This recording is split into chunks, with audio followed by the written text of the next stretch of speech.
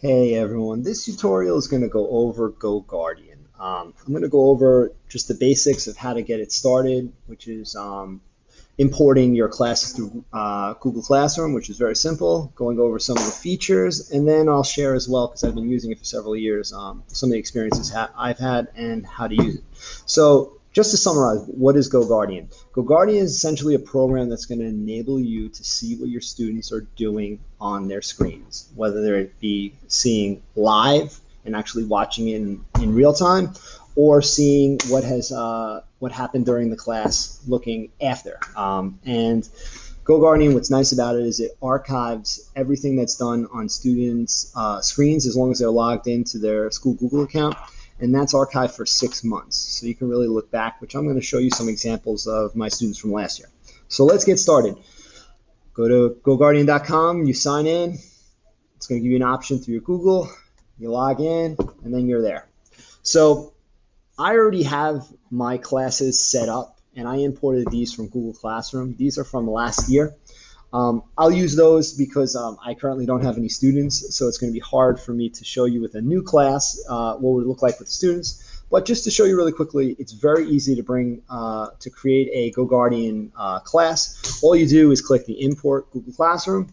It's logged in with it's linked to your Google account. You pick one of these, let it load, and then it's set up. Now, as you're going to see, of course, I don't have any students yet, so I don't have that to show you. I'll show you that on my previous, from last year, Google classes.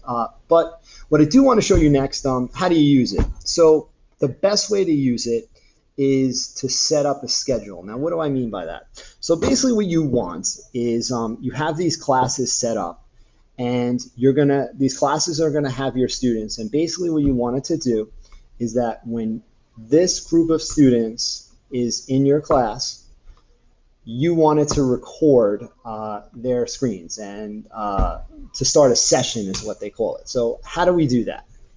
You go down to settings when you have this class open, and one of the options is scheduling, okay? You go down here and you click add schedule. Now, whenever your class is going on, I recommend a couple of minutes before and a couple of minutes after. It doesn't have to be exact time, but that's up to you. Let's say the class was from 8 a.m. to 9 a.m. And obviously, for us this year, it's going to be Tuesday, Wednesday, Thursday, and Friday. You click your days, and then you click add schedule, and then it's set up. And now for the rest of the year, every day, every Tuesday, Wednesday, Thursday, and Friday, from those times, it's going to start a session. Now, what is a session? Okay, a session is basically when the Goguardian record these particular students' screens, every single thing they do, as long, of course, as long as they're logged in with their Google account, and that includes at home. So if they go on their Google accounts at home and they're doing stuff, it's going to automatically record it. Now, let me show you previous classes, because this is basically how you get it started. And now let's go over how to use it.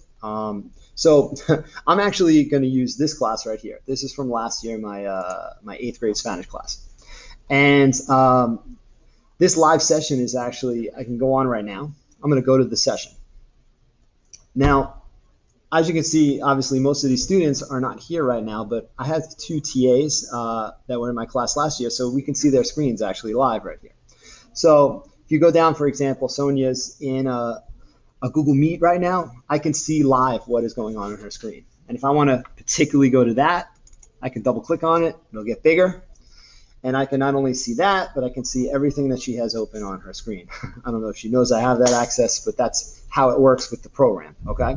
Now, I have lots of options here. Like if I wanted to, let's say the student was doing something inappropriate and I wanted proof of it, I can click screenshot, and it takes a screenshot of exactly what's going on at that point. So you can just say, hey, just let you know, this is what you were doing, and here's the proof of it.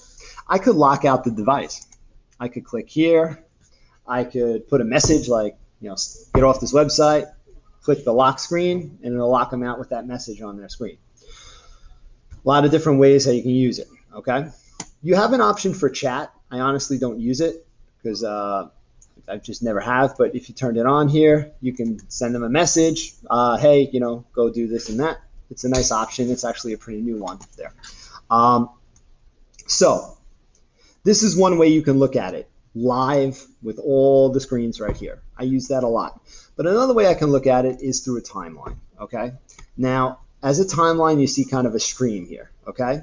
So you see the times on the top, and we can go through, okay? This is the time during the session. And if I click on the timeline at any time that you go, you can see what tabs the person had up. Now, what is this streaming? What you see streaming is the main tab they're on. For example, she's on Google Meet. Even though she has other tabs open, this is the main one that she's on. If she was to change her tab, it would come up on this stream. So this is a live stream. So like I just said, this is the way you use it live when it's actually in the class, okay? Now, the really nice thing that I like about this is the archiving of it. So if I click time, if I go to the class again, I'll start over. And I go to sessions, okay? I can see every single session for the last 6 months, okay? I'm going to give you some examples. So I'm going to go all the way back to before we went out with COVID.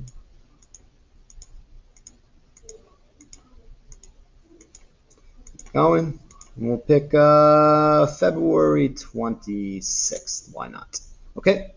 So if I go here, now you can see what the students were working on that day, okay? I had some students that weren't there. The ones that weren't there, obviously you see nothing because they weren't using their computers that day.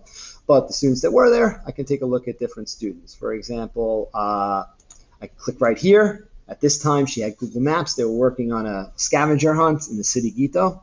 I can see all the things that was going on. And you can see as they change the tabs through the class, I can see, okay? And what's nice about this, I use it, I can look through. If I see something that shouldn't be there, for example, like sometimes you see these kind of files, like these, it's probably, they don't have an icon for it, so you can click on it. But, you know, it doesn't mean that they're necessarily doing something wrong. It's just sometimes the icon doesn't come up. So it's a really nice tool. It's nice for attendance purposes as well because, you know, if you're curious if a student maybe you missed the attendance and you want to know if the student was in class or not, or at home participating or not, you can see it. You can see not only if they were participating, but for how long were they participating. Because, for example, if they started at 9:26, but then when you go to like 9:30, there's no activity, obviously the student's not doing work anymore. So let's go over a few extra things that I recommend you use with it. First of all, one of the options is to set up scenes, okay? Now, what is a scene? A scene is essentially where you can modify what websites the students can go to, okay? So I have this one called block sites, and you can see it's on what's called allow mode, all right? So basically what this is that when this is set up with allow mode, students can go on any site on the web except, and the ones I have here, I can always add more, are the ones that cannot. Now, these are ones that during the school year, students went on, like TikTok, for example, and that was an issue, so I added to that, and then they can no longer go on it, okay? It's a nice thing to add. It's just one extra layer. I mean, honestly, because it gets recorded, even if the students do go on these sites, you're going to know about it and you know you can take care of it. But it's just one less thing you have to worry about. They have the other option, which is the block mode. Okay, the block mode is the exact opposite, where you set it up where students can go on no sites except, and then you set up the sites that you want them to be on. Personally, I don't use it because, like I said, everything is archived. So if it's, you know, I don't feel I've had issues with it, and I don't feel the need to do that because really what it comes down to, you're going to see everything that they're on. So if they're going to go on to sites that they're not supposed to be, it's going to be archived.